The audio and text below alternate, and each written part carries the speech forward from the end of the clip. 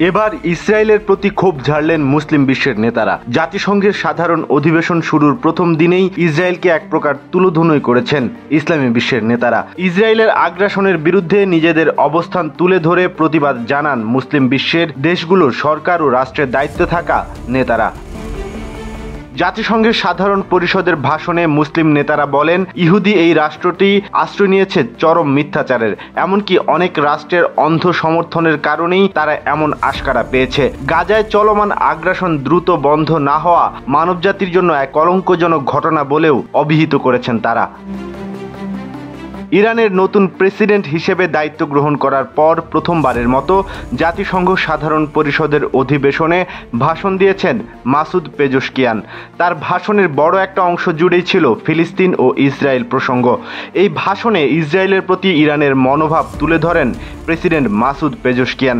তিনি গাজার নিরীহ মানুষের হত্যার বিরুদ্ধে অবস্থান নিয়ে বলেন, একমাত্র ওয়ালটন এসি দিচ্ছে 1 বছরের রিপ্লেসমেন্ট গ্যারান্টি। 1 বছর ধরে ইসরায়েলের মিথ্যাচার দেখছে বিশ্ব। কিভাবে ঠান্ডা মাথায় গাজার 41,000 মানুষকে হত্যা করেছে তারা, আবার আত্মরক্ষার লড়াই বলে সাফাই গাইছে। হাসপাতাল, কিন্ডারগার্টেন, স্কুলেও হামলার পক্ষে সাফাই গাইছে তারা। ইরানের প্রেসিডেন্ট আরও বলেন, ইসরায়েলের গণহত্যার বিরুদ্ধে কথা বললে ইহুদি বিদ্বেষের লেবেল জুড়ে দেয়। যারা 7 দশক ধরে দখলদারিত্বের বিরুদ্ধে নিজেদের অধিকারের জন্য লড়ছে তাদের গায়ে সন্ত্রাসীর তকমা লাগিয়ে দিয়েছে। অন্যদিকে আইসিসের মতো মানবতা বিরোধী সংগঠনকে গোপনে ও প্রকাশ্যে সমর্থন দিয়ে যাচ্ছে। অন্যদিকে মুসলিম বিশ্বের আরেক নেতা তুরস্কের প্রেসিডেন্ট রিসেপ তাইয়েপ এরদোগানও ইসরায়েলের প্রতি ক্ষোভ ঝেড়েছেন। জাতিসংঘের সাধারণ অধিবেশনে দেওয়া ভাষণে তিনি বেনিয়ামিন নেতানিয়াহুকে সরাসরি হিটলারের সঙ্গে তুলনা করেছেন। এমনকি যারা ইসরায়েলের মিত্র হিসেবে কাজ করছে তাদের প্রতিও ক্ষোভ প্রকাশ করেছেন তিনি। এই বিষয়ে জাতিসংঘের ভূমিকা নীরব বলে প্রশ্ন তুলে এরদোগান বলেন, এক টুকরো শুকনো রুটি, এক চুমুক পানি কিংবা এক বাটি স্যুপের অভাবে গাজায় প্রতিদিন শত শত শিশু মারা যাচ্ছে। শুধু শিশুরাই মরছে তা নয়, একই সাথে মৃত্যু হচ্ছে জাতিসংঘেরও। মরছে সত্য আর পশ্চিমাদের মূল্যবোধ। 70 বছর আগে যেভাবে হিটলারকে থামানো হয়েছিল ঠিক সেভাবেই নেতানিয়াহু ও তার সহযোগীদের থামাতে হবে।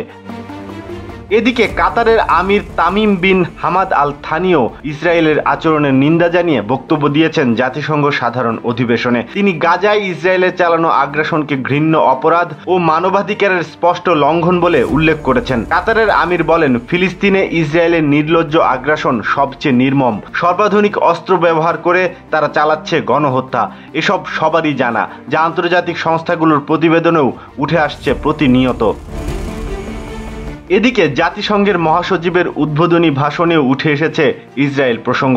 গাজার পর ইসরায়েল লেবাননে যে আগ্রাসন চালাচ্ছে সেটি তার বক্তব্যে উল্লেখ করেছেন জাতিসংঘের মহাসচিব অ্যান্টনিও গুতেরেস। লেবাননে হিজবুল্লাহর হাজার খানেক লক্ষ্যবস্তুতে ইসরায়েলি হামলার প্রেক্ষিতে মহাসচিব বলেন, লেবানন যুদ্ধের দ্বার প্রান্তে রয়েছে। লেবাননের জনগণ, গাজার জনগণ, বিশ্ববাসী লেবাননকে আরেকটি গাজায় পরিণত হতে দেখতে চায় না।